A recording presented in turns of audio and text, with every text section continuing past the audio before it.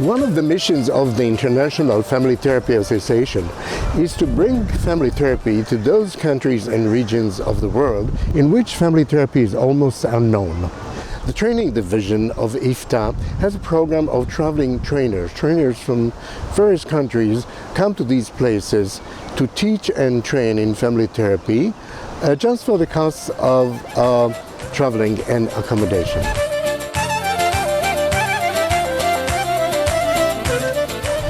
In 2009, the Kosovo Health Foundation, an NGO in Kosovo devoted to developing health services in Kosovo, asked IFTA to send trainers to train a pioneering group of family therapists in Kosovo. I was invited there to learn about the local situation, enjoying the warm hospitality of Miriam Palsma and Fried Didden, a lovely couple from Holland, who run this organization, and the leaders of the mental health services in Kosovo.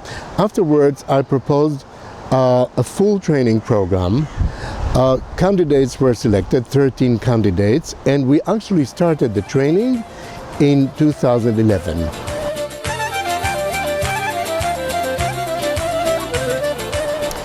It is a 4-year program, and it is now in its second year. It has a number of components. The first component is an overview of the field in its various branches. The second component is integration and skills development, and the third component is supervised practice. The first component is provided by a number of traveling trainers who come to Kosovo for short visits, about 5 days. Last year, it was Laurie Charles from the USA who gave a general introduction to systemic thinking and practice.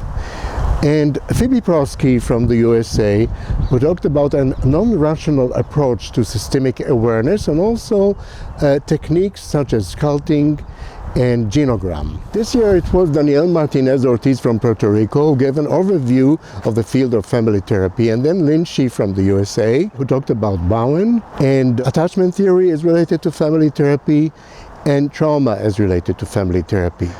Later this year we'll have David Keith who will do experiential family therapy, and Rick Whiteside from New Zealand who will do structural strategic. The second component is integration and skills development. It is provided by me, helped by a trainee of mine from Romania, Anca Turan.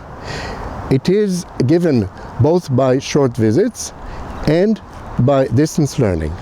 The integration is based on a model I've developed in which various approaches to family therapy and other things are integrated under the theoretical languages of information processing, semiotics, and cybernetics.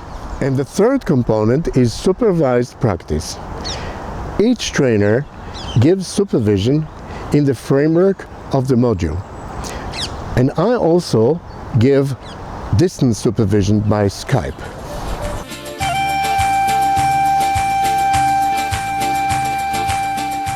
Kosovo used to be a region in the southeast of Serbia. It was separated from Serbia after a bitter war in 1999.